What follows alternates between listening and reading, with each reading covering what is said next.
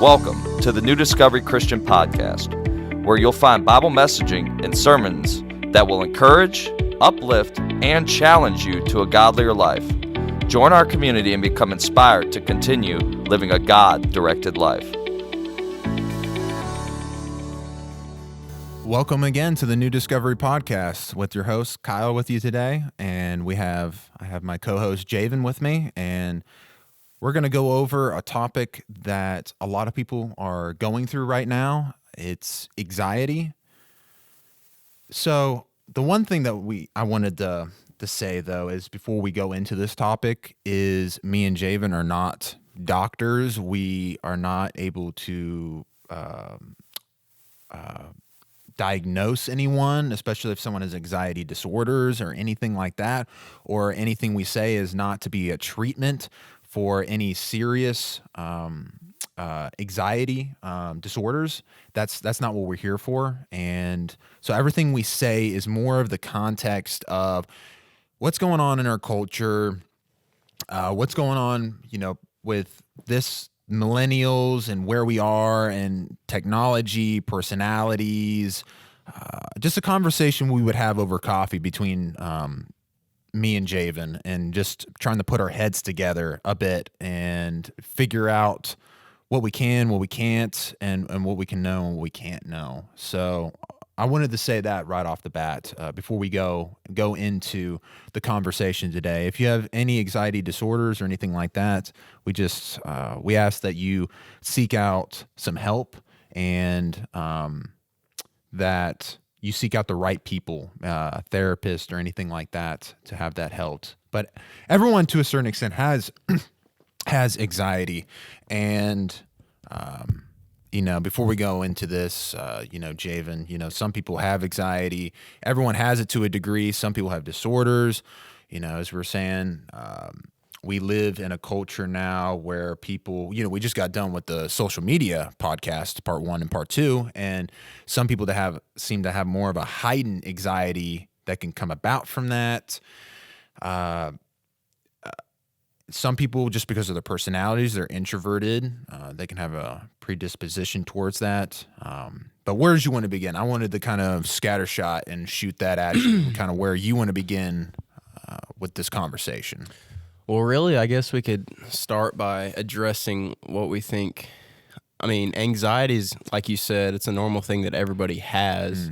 I think it's a chemical. I'm not a scientist, but I think it's something that's released in your brain, and I feel like in certain situations it's releasing too much, or we're letting it release too much of that.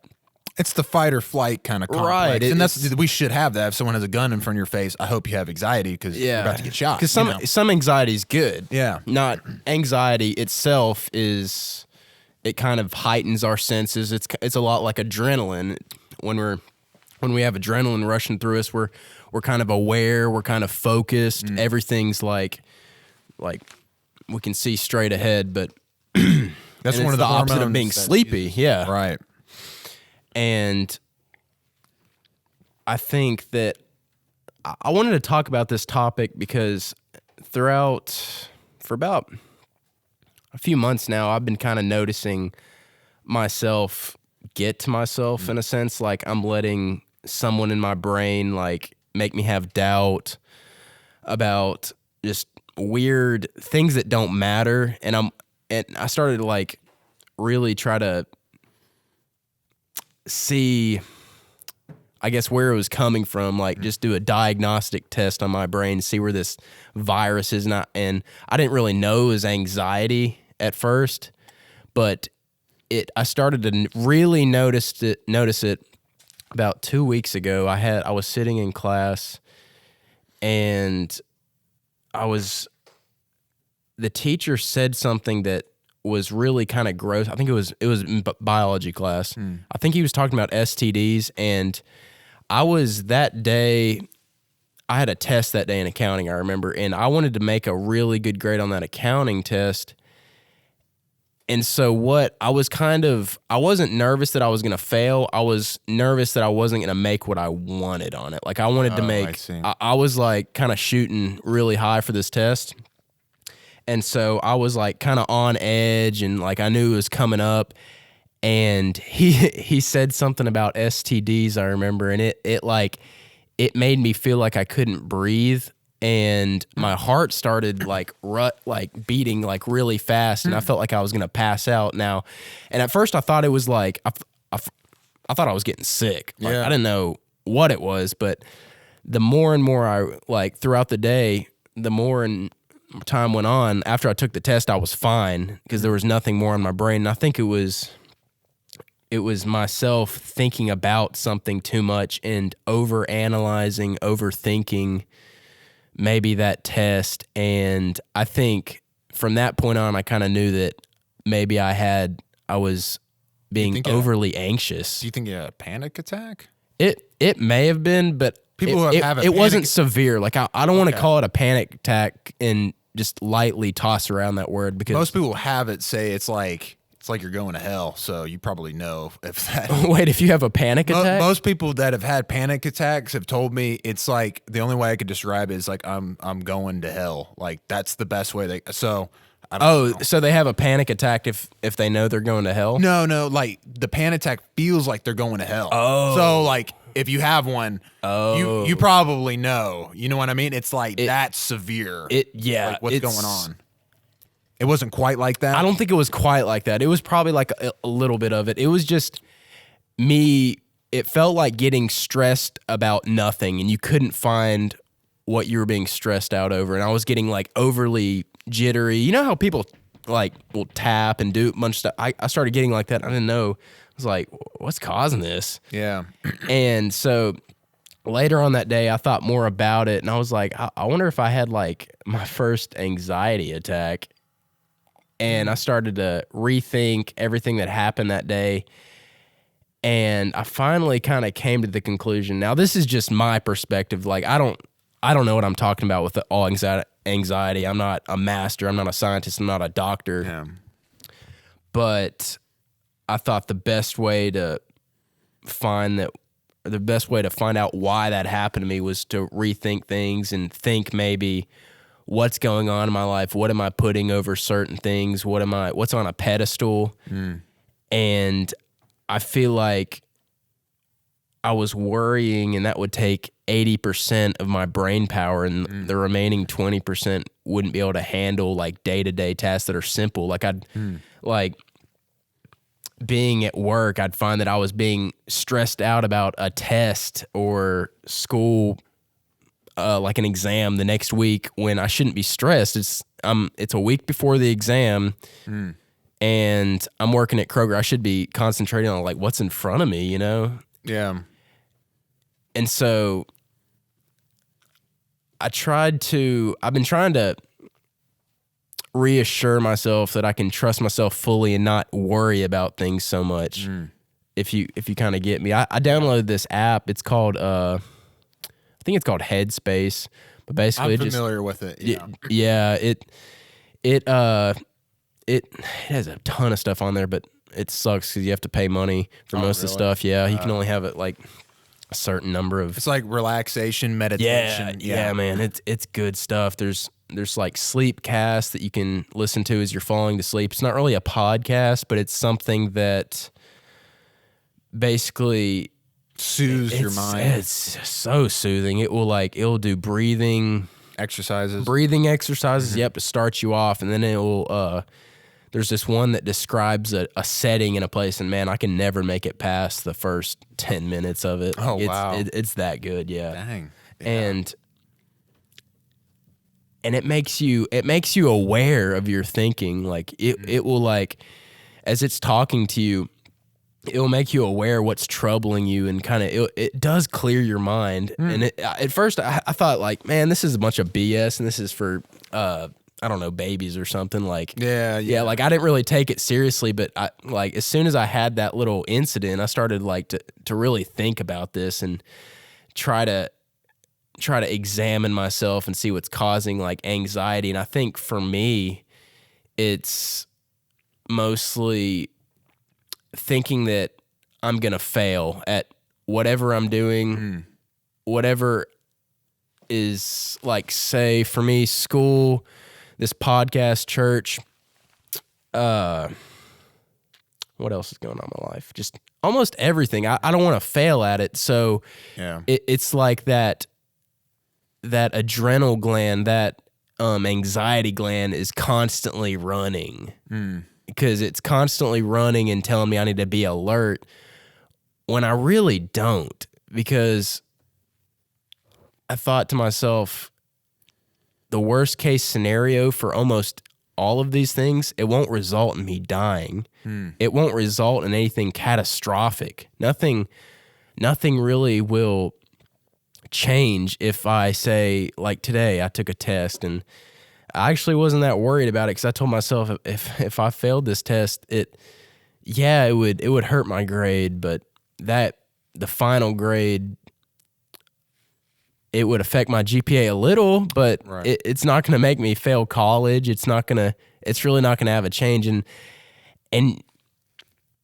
I'm not going to fail it because I know I may not make a perfect score, but I'll make a passing score. I mean, I know I can trust myself to know that I've been paying attention in class and doing all I can to make a good grade. And that's as far as I need to go. I don't need to be overthinking it. Oh, what if there's this? What if there's this question? What if it's formatted this way? That's just overthinking it. And as soon as I told myself that if I fail, it doesn't matter, it instantly got better. I was more relaxed and I could actually think better because it's like my brain was like opened up in a sense. Well, it's like you said earlier, Yeah. 80% of your brain is being used on the energy of that anxiety and the adrenaline, and because the adrenaline is what's flowing through you, and now it can also create cortisol, which is your stress hormone. So now you've got stress, and now you got adrenaline's what makes your heart pump faster, the blood fast, which can then trigger cortisol, which is the stress in your body. And so your body is focused on that with the rest of your body instead of now your brain. That's not opened up to your brain now. Right. And so now in that moment, you're not going to do as good because of all of that overthinking. Yeah, you're not even getting to access all your brain because your brain's like worrying about one stupid thing, and that's taking up most of your headspace.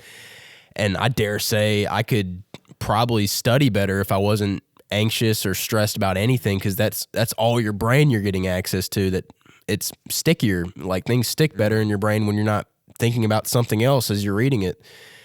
And I guess it's realistic expectations are probably where it is, because you want to be a little bit stressed to where you'll actually do the study. Right, Because yeah. you could not be stressed at all and be like, lay back and just whatever happens, whatever, it's just like whatever. And some people have no inkling of this being important at all. And that's not a good place to be, because you won't, I guess, because there is a way that you can prepare yourself into the future. Because I remember when I was in football, our coach would always tell us, I want you to sit back, relax, which was interesting. He said, relax. He didn't want us so on edge. And he said, I want you to visualize yourself in your position as a football player. And I want you to work through that and see the motions that you're going to go through, whether you're a quarterback, whether you're a linebacker, whether you're on the line, which is what I was, a tight end. And I want you to work through those motions and what that looks like against your opponents, and whether they're bigger or they're smaller. How do I need to take the first step, and where your hands need to go in a relaxed fashion.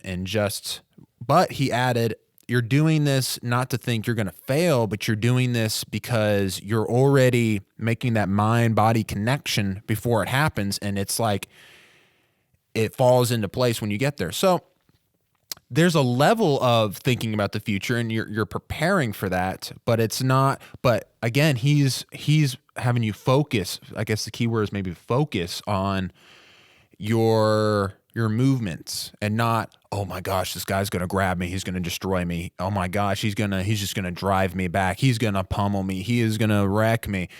And what's interesting is I don't think any of those thoughts actually went through my head as he told us to do that exercise. And I remember I started to apply that to things like tests, for instance, and I noticed a difference. I'm just going to mentally just go through the motions and what it looks like on the test, and And then when I did that too, what's interesting is it blocked out the thoughts of I'm going to fail. I'm stupid. Yeah. I'm not good enough for this, or I didn't study enough. For whatever reason, it's like those thoughts were replaced. It's like, instead of like, I need to think nothing, you know what I mean? It just needs to be clear in there. Well, you're going to think something. So it's like that replaced the other thoughts instead of doing the other thoughts, which are, oh my gosh, maybe I didn't study enough. And then when I'm doing that, I'm not even going through the test in my head. I'm just worrying about failing. And I guess I'm making a mind-body connection of failing. So then it may be a prophecy. Maybe I will do worse now because of that. Because now when the test comes, those thoughts are still going through my head. Whereas in the other thoughts, it's like I was thinking about what I need to do on the test, what could come up, the same way as in like the football position. They're different, but like a different type of thinking. And now I say that, and that sounds really great. It's like, but I mean, I'll even admit this, and that I think that's why this is an interesting conversation, is because I think, a propensity to have anxiety over certain situations, especially social situations. And I was actually telling Zach over the phone, he actually had a dream, and he told me, and that was a wild dream. I'm gonna let him bring this one up if he wants to on the podcast in context. But this one's in context, and it's interesting that we decided on an anxiety podcast as well. I don't share dreams very often. Now I do write them down. I write them down because, I bring up Jordan Peterson sometimes, and Jordan Peterson, some people believe dreams are nothing, like they're irrelevant. They're just random firings in the brain. And those people can believe that. I personally don't believe that. And Jordan Peterson and Carl Jung and some other people would believe that while your conscience in the middle of the day, what you focus on, you're aware of intentionally, is kind of like what you do when you're awake. And you focus on certain things and you don't focus on certain things, which is good because we need to focus on certain things. I don't need to think about that American flag for the next week and focus on nothing else behind you. Like, things wouldn't go well in my life if that's what I just kept focusing on. You see what I mean? And I focus on other things like the podcast or other things that are in my life, and I don't focus on other things. But it comes sometimes at a detriment. And they would say, when you're sleeping, your subconscious is aware of all of these things underneath. And so when you're sleeping, the things that you're ignoring, the things that you don't want to focus on, or you're avoiding, or you're fearful of, or you're anxious of, and you don't want to like face it, because you don't want to face it consciously. But in your mind, it doesn't want you to get away with it. It's like your other half. And so I ended up having a dream maybe in November, and I wrote it down, and I still remember it. I was...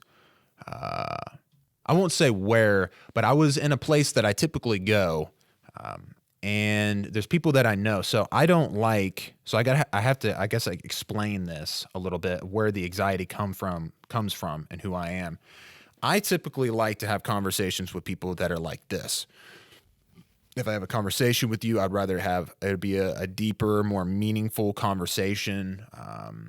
We get to things that are going on in our lives, or relationships, or ideas, and things like that. And I'm more comfortable, I guess, with that as well. Those kind of conversations. And I have a tendency that I can push off and make it a lot of excuses for, and not having more surface layer. Maybe that's not the right word. More conversations that could be a lot more quick, a lot more like you come up to someone and you just say a little something and go off. Like little small talk. Yeah, well, let's say small talk. Yeah. And I guess I've had a way of devaluing that over time, because I'm not. I guess maybe because I don't get out a lot out of it. I don't know. But this dream helped me face it, because in this dream I was going through a supermarket, and there's people that I knew in there, and typically I only had small talk with them. And now here's a tendency that I've done over the years where, and I guess I'm kind of confessing this, but I'm sure there's other people who relate to it. And I guess I kind of denied it for a while. I would walk through the supermarket, and I do this in real life too. So that's what makes the connection.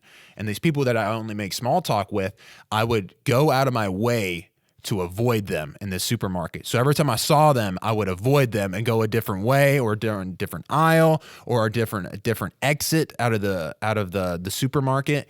And I remember one of them was like, they were always like, so I don't know if they were intentionally like trying to come after me or it just happened that way, but they continuously popped up in areas to where it made me like, I kept moving out of the way. And then in the dream, it just made me think, I was just like, why do I keep doing that? It's just like, it's starting to get embarrassing now. And so it happened with two different people. And I woke up and it just made me think, I was like, but that kind of is embarrassing. It's like you're running away from something that you're fearful of, and maybe you're not that good out of it, and maybe you don't feel like there's a lot that's happening there, but it kind of reminded me of what someone told me once, too, and this is a different source. It was some book I was reading through, and they said, maybe you looking at someone and waving at them or saying hi to them is the only interaction that someone has for themselves, that someone recognizes that person's there. Because some people live lives where no one recognizes that they're really there in their families or their friends or in their jobs, especially if you work like retail or waitress or something like that in that area. And maybe you get that at home too. It's like you're not existing. And some people have lives like that. And someone said, maybe you waving at them or smiling at them, or, I mean, as guys, maybe like a head nod or something like that, or just keep eye contact. Or maybe saying, how's your day? Or, hey, or just saying bye. I mean, we don't always do that. It sounds like, well, that's a given, but here I am. I'm not doing it. And sometimes I do avoid people like that. And so it made me come to a head and made me think, it was like, that's a good thing that you need to be including in your life, and you're ignoring it and slightly kind of like trying to push it off. And so it made me face it. And I was aware of it. Whereas before I wasn't really aware of it, just consciously. It was, I had to have that dream to kind of awaken me to it. And then it was on my mind then. And then I've been working on it. And I think honestly, I could tell it's a betterment in my life, just getting better at it, whether I think it's good or not, because sometimes it doesn't depend on whether it's good for me. It may be for that other person. And also, getting better at that relationship, maybe it'll spawn other conversations, and I've noticed things like that have happened. But that all came from an anxiety that I had of just having a little talk. It doesn't need to be a drawn-on, deep knowledge of the universe or deep conversations of my relationships or things like that. And it was like, it's like I'm a little bit of a better person by kind of facing it and getting better at it, even if it's not something I'm naturally good at. So, and that all stemmed from a bit of an area of an anxiety for me, and facing that. And that may be different for everyone. That may not be for other people. Maybe small talk, it's like, man, that's the easy stuff. Maybe for them, it's the deep talk. Maybe that just sets them on edge, and they're like, what if they judge me? What if they, can I trust them? What if they make fun of me? What if they laugh at something? And those are, I guess, legitimate things that I thought about with the small talk. Is I just wasn't good at it with what to bring up, and maybe they would judge what I brought up. Maybe it wasn't deep things, but that may be the case for some people, though. And I guess to a degree, everyone has anxiety. I think mine stems from being. That right there stems from being introvert, because I try to keep people I don't know as well more at bay, and then I kind of strengthen the bonds of people that I'm really close with more in those kind of deeper, longer type of talks. But that shouldn't stop. Now that could be my comfort zone, but I can't just live in comfort. I think we all know that. I mean, I wouldn't have gone to college and gotten a college degree if it was all about my comfort. And I think it was a good thing that it did. Same thing with you and going to college. I'm sure you just mentioned how you got out of your comfort zone for going to college, but that shouldn't determine you going to college or not. Am I always going to be comfortable or not? Yeah, well, this stressed me out. But dude, yeah, I get you with the social interaction. I can't stand small talk either, and I'm just gonna confess this on camera. Well, I do avoid people that I don't. Really? have You small do talk the same with. thing? Yeah, it's not me being rude. It's more of me just. I mean, I shouldn't do it. It's just avoiding things that I find mysterious or I don't know that it's gonna have like a happy ending in the conversation. Or people that I don't completely know. Like I'll do fine in a deep conversation. Like if like when you and me are talking, we can really talk about anything and be fine. But if it's somebody I don't really know and we're having a small talk, I feel like small talk is like, I don't know. You're just there's a barrier. There's a barrier between you and the person, and I want to break it down. I want to have a meaningful conversation with you, but sometimes with some people, it just that barrier stays up, and it makes me stay away because I feel like they're not. I don't know. It's really it's a really tough thing. I need to get over it. Yeah. I just need to. I've watched videos and they say basically how you can tear down this barrier is ask more personal, empathetic questions like how are you doing and do you feel like this, you feel like that, because they're open-ended questions and usually like they'll open up a bunch of new conversations. Basically, the conversations are endless if you ask these questions. But I've been having some awkward experiences lately at Kroger that make me not want to just go out of my way and say, "Hey, how are you doing?" Because I've had like just some weird awkward experiences with like moms that I haven't known or I haven't seen in a couple of years. Yeah. And this is how usually it will go. It'll be like, "Hey," and then they'll say, "Hey, how are you?" And in that split second that I have to react, I'm thinking, do I know this person's name? What is the background? What is their biography? And what have they done? Have I offended them in the past? Do I need to be playing a certain role to this person? Was I a different person when I met this person? And so I'm seeing them and I'm my mind's like having to go a million miles per hour to keep up with the conversation of small talk. And it ends up being really just awkward because I'll be like, "Oh, I'm good," and then there'll be a hesitation. They'll be like, and I'll be like, you're," and then I'll be thinking in my mind, "Do they have kids? What's their background? What can I ask to get me past this?" Right, and that sends me into anxiety. And to get back to anxiety, that I guess the way I calm myself down with all that is. It's if this person doesn't like the way I greeted them, it's okay. It's like it doesn't reflect if I'm a bad or good person just because I can't maybe get a social interaction down. It's not the end of the world if I'm awkward. Now, I've noticed they're more focused on themselves than they really are you because they may be anxious as well. And sometimes I think about that. I'm like, sometimes two awkward people don't mix. Well, I had a guy that I saw in a long time that I knew in high school, and I saw him again, and I thought I was so anxious. I reflected on it. He was so anxious in his body language. He was making me anxious.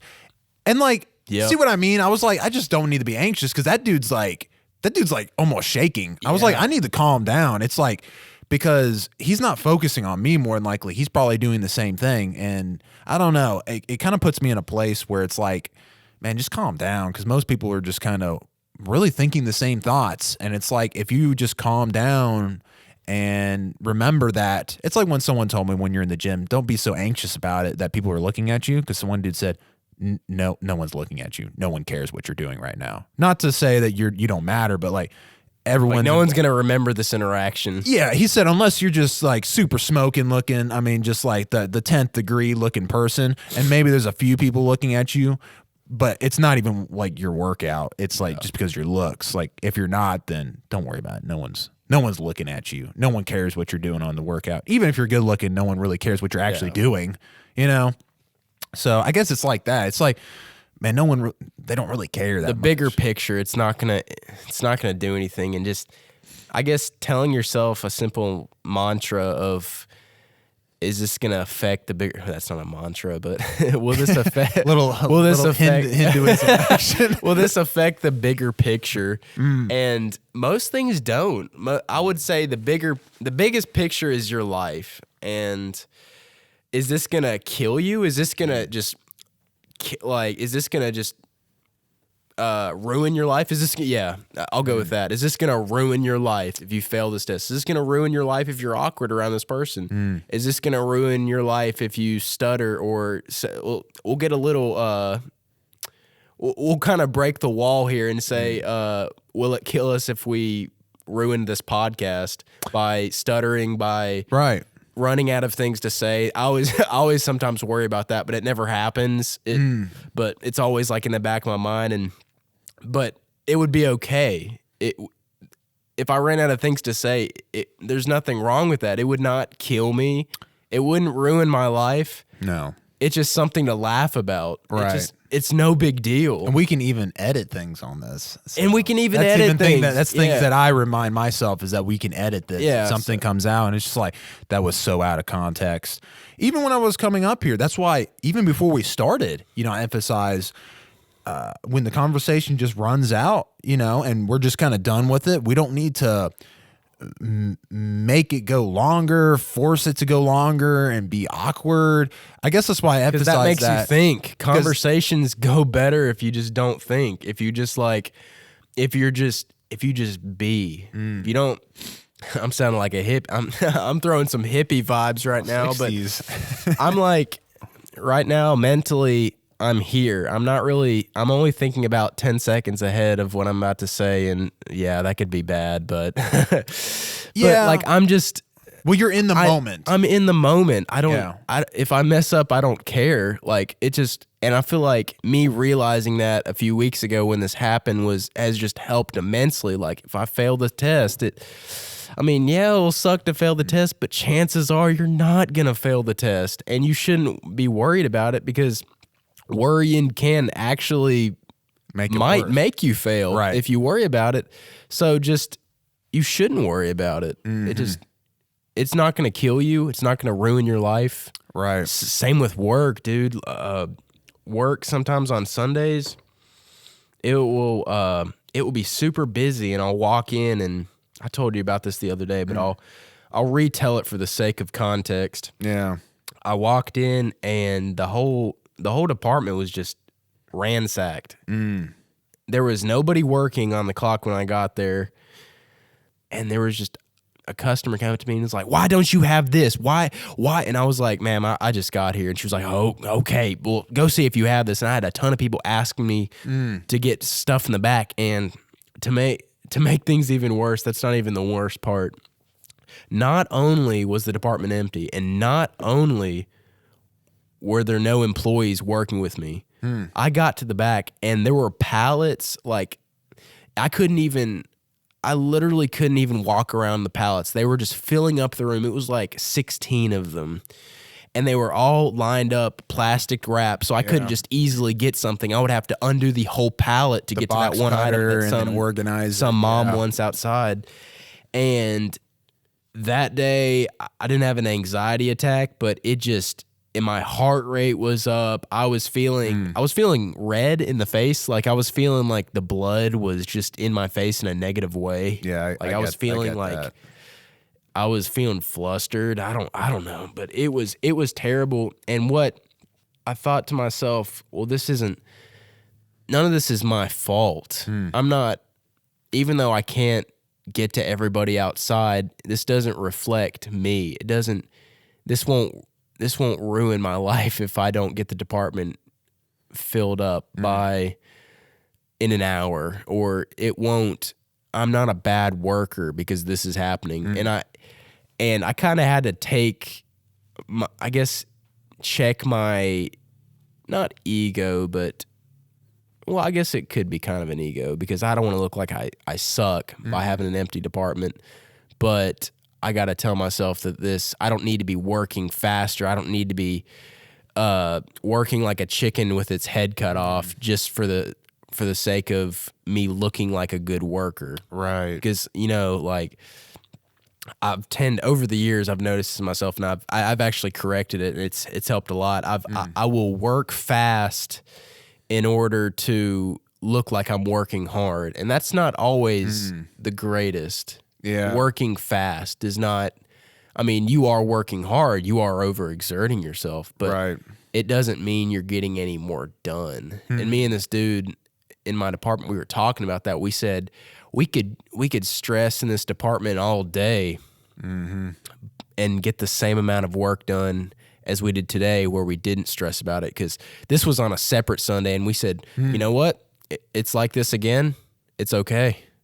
It is what it is, and we're going to work as fast as, or not as fast, but we're going to work at a normal pace. We're not going to break our backs lifting all these boxes of cucumbers, potatoes, just a bunch of heavy fruits and vegetables.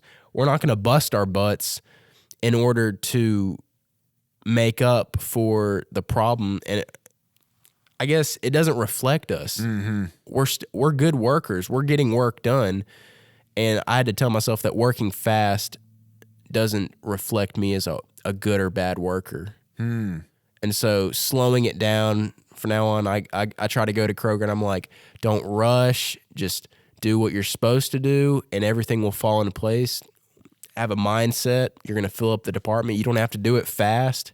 There's no time limit. And that's helped me not be so anxious when I'm at work, because that's probably the other thing that I stress over sometimes, which I shouldn't. It's a job where I don't even get paid that much. I only get paid it's above minimum wage, but it used to be only minimum wage, and I should not be worrying about something that pays me so little. That's just I'm poisoning my brain for no reason.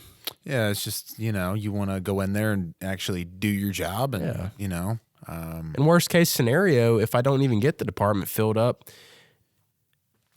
I mean, it doesn't matter as long as I was working, right? That's what I'm supposed to be doing. As long as I'm doing what I'm supposed to, there's nothing wrong with that. Worst case scenario, people are angry. So what? I mean, so I try to view everything. I'm trying to, work in progress. I'm trying to view everything as kind of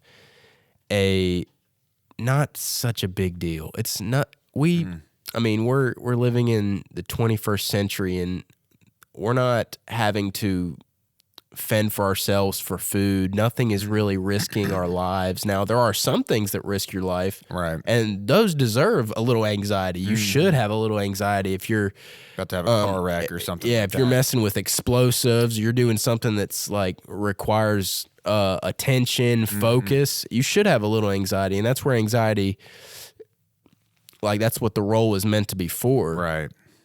But I feel like it can be used as a toxin in our brain if we just use it for little things that don't matter in the big picture. We're overblowing. Yeah. I guess it's like the equivalent of if someone was carrying a pizza in a restaurant, or say a waiter got a drink or something like that, and she had a cup full of water and she couldn't give it to a customer, and say she tripped over something and broke it, and then her manager goes over and just destroys her in front of everyone. That's an over exaggeration for what she did. Yeah. And I guess I kind of see anxiety can do that. It's dude, you only dropped a cup of water. It's don't act like she just shot someone in the restaurant. You know what I mean? It needs to be at level with whatever the situation is.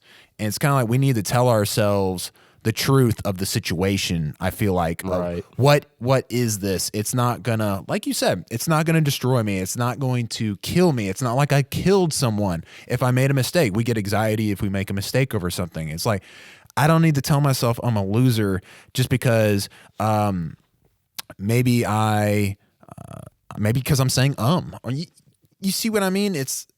Or maybe I stuttered or something like that in a conversation, and I'm just sitting there calling myself a loser and an idiot or something like that. And some people, they do that. And that's how they self-talk in that situation. And it's that level is not close to whatever that situation is. It's now, if you're living in your mom's basement and you're 55 years old and you've never went to college, you never go on dates, you're addicted on drugs and alcohol, and you refuse to work, and you just play video games all day, and I like video games and things like that, and you refuse to go out, okay, maybe at that moment, to be accurate, you can come to a place and be to the standards of everyone, it's maybe I am a loser in this moment. And it's like, I need to hear that right now. And I'm probably anxious, but it's going to get me moving though. But if you dropped a cup of water, you stuttered or something, you don't need to call yourself a loser, because that's not accurate to where you are in your condition. There's more to you than just that in that moment. Doesn't affect the bigger picture. Right. Yeah. And you're not that person like I just described, which is a very extreme version of, you may need to tell yourself that to get you shaken, get you moving.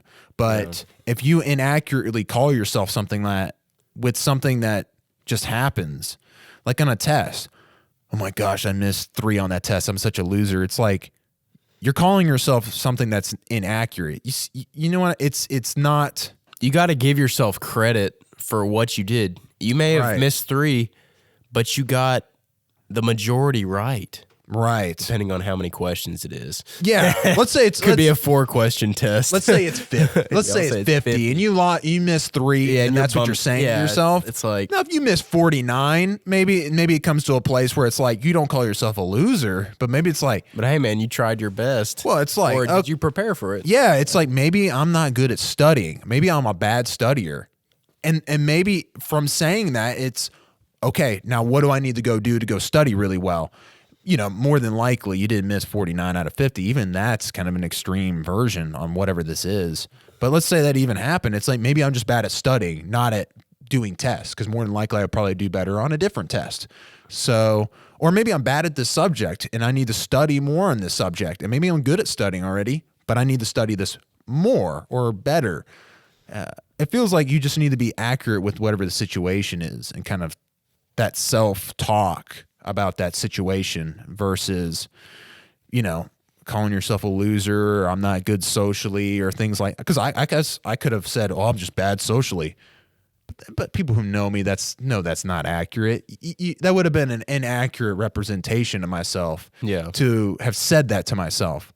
Yeah, I just feel like it needs to be an accurate version of kind of where you are in the situation, what you tell yourself, not a over exaggeration of that situation. But that's even just a piece of the puzzle, because we even talked about some other things like being just a little bit more calm. And I'm just going to be honest, as someone who's introverted, I mean, it's always probably going to be at least a bit more uncomfortable. The more I do it, the more comfortable it'll be. But my bread and butter comfort zone and what I enjoy is the deep conversations. But to a certain degree, like you were talking about, you had that app that has meditations. It's a little bit more soothing.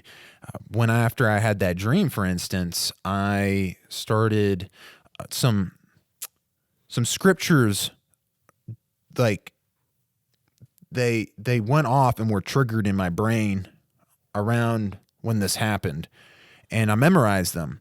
And one of them that I typically, it is daily in my life now. It's daily, is where it says, the scripture says, I am God.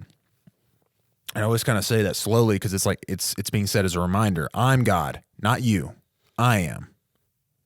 And in more of a practical terms rather than I'm just self-absorbed. It's more of like practical terms of who God is. He's like, it says, I have power over the nations.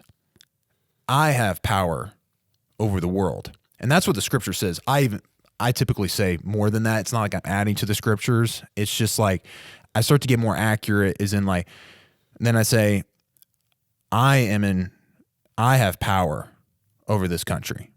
I have power over what's going on in your state. I have power what's going on in your city. What's going on with your church. I have power over what's going on in your family or with school or with work.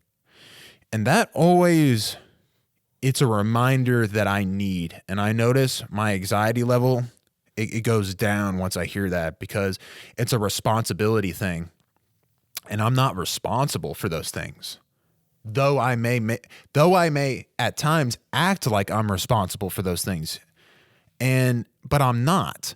And so now I'm making myself responsible for things that are outside my responsibility. Outside your control. And that messes up the responsibilities I do actually have, because now I'm focusing on responsibilities that are not within my realm. And I see a lot of people that, I'll just use politics as an example, that it's very easy, and I've gotten into this trap, where you engage with it. You need to engage with it. Don't get me wrong. It's important. But I see people who engage with it and their anxiety levels are to a degree and in conversations as if like they're in control of it with responsibilities of it that are not within their grip.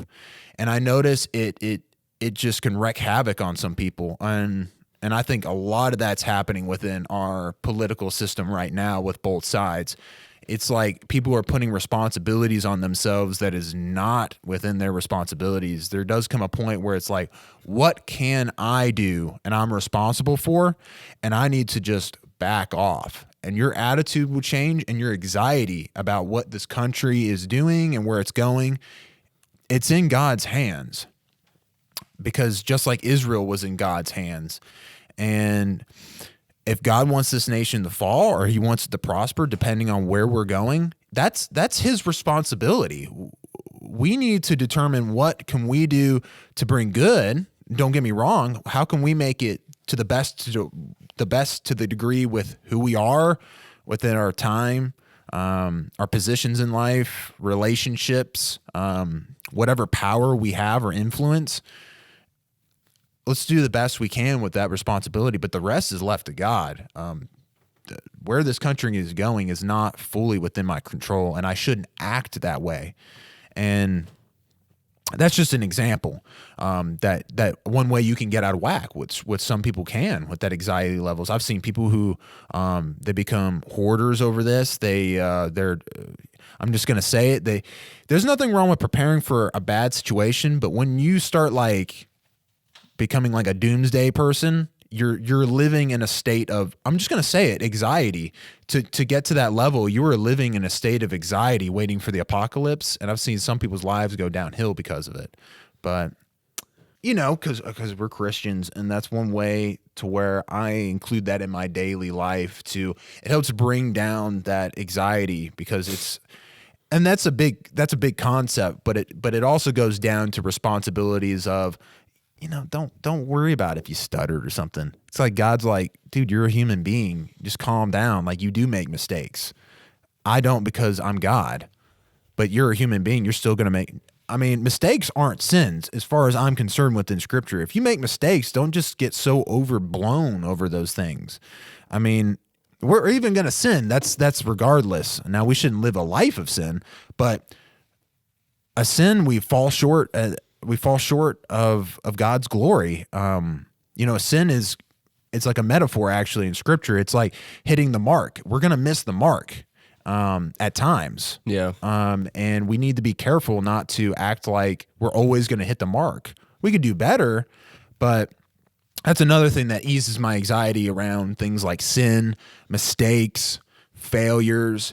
And I notice when I do that too, because this affects other people. I notice if my anxiety levels are over those things, and they're just heightened degree, and I'm on edge, I notice I do the same exact thing to other people. So I expect things of other people, responsibilities that are unfair to them too, because I do the same thing to myself. So this goes beyond myself too, to a degree. I'll begin to treat other people with high response. If I treat people within the church as if they're not going to sin, they're not going to make mistakes, or they're not going to fail, that can turn sour real quick. Not just within, or if you're a father, or whether you're a big brother, or whether it's at work, you're a manager, that can turn sour real quick when you act as if your heightened degree of mistakes or failures or sins, like that won't happen. And then you treat people with a very like, that shouldn't happen. But those do happen. You see what I mean? And it doesn't, like we were talking about earlier, it doesn't match the reality of the situation or the person. And I guess it starts with me first. I've noticed in my life is I need to get that kind of straight when it comes to those specific things, when it comes to, because we can't have anxiety over failures and mistakes and even sins within our lives. But it doesn't need to be knocked up to an unrealistic expectation. Like, you know, I don't need to, over a sin, I don't need to treat myself as if like I killed someone, when it's more of a sin where it's more in the realm of dropping a glass of water. I need to match that expectation. Now, if I did a sin like I took a pizza and smashed it in someone's face, someone needs to say something. What kind of pizza was it? Maybe it's one of those deep dishes, a deep dish Hawaiian slice pizza. Yeah. So, and then accurately, I need to be treated and evaluate myself of why I did that. That was not right. And other people can treat the reality of that, be like, hey man, maybe you don't get fired, but it may be close to getting fired for doing something like that, but yeah, that's one thing that I thought about. Cause I have anxiety even over going to Mac. We have meals at churches, big crowds where it's possibility of new people Unpredictable. meeting them. Yeah, that unpredictability can set me on edge. Yeah. Whereas in like a small group won't do that. And I always have to remind myself of scriptures like that. There's another one in Exodus before they pass through the waters, the Red Sea, where God says, the battle is mine. You need only to be still. And that's another one that kind of eases me down. It's like, if there's battles in life, they're his battles to be taken. And then the other one, he's like, I'm the one in control. I'm the one with the power over these things. And then it helps me kind of set me in place with where I am and what my responsibilities are and what I'm not responsible for. And it kind of eases me down when I'm in those situations then.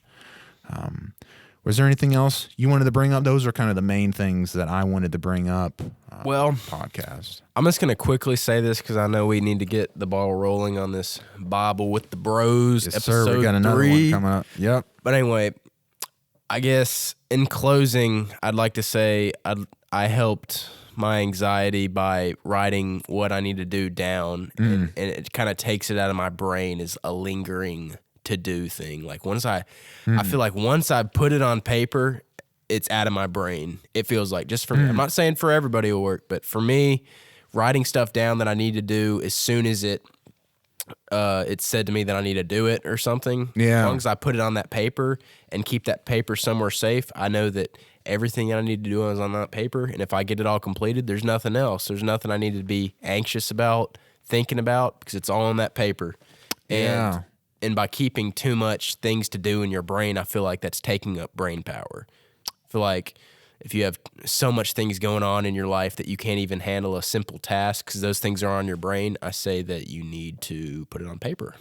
So that's my little trick that I try now. So at least we've talked about anxiety this whole podcast, but we haven't really discussed things that have helped us. So that's my thing that helps me. I think we did. We mentioned that. I mentioned some prayers we can go to. You talked about breathing exercises and meditation. Oh yeah, I forgot about that. Yeah, so I think we balanced it pretty well. And then to note that just before we end, I ended up, for my anxiety when it comes to planning, I also have a yearly calendar that I put things down because I used to be terrible about it, and then it would come up and then I have super anxiety or I'd bail out of it or something like that. And that's helped me ease that anxiety, and I know that's coming up and I prepare myself way ahead of time before it even happens. And it kind of, I don't know, it helps me, and it seems to help you too. So. Yeah. But we hope that you guys were also helped by this conversation between me and Javan about anxiety, as we shared some stories about ourselves and some experiences. We're two people where it does affect us, as we kind of have shared. So maybe it does with you and you resonate with that. And hopefully there's some of the solutions or some things that help cope with them you'll be able to also resonate with and be able to help you guys as well. So we'll see you on the next one.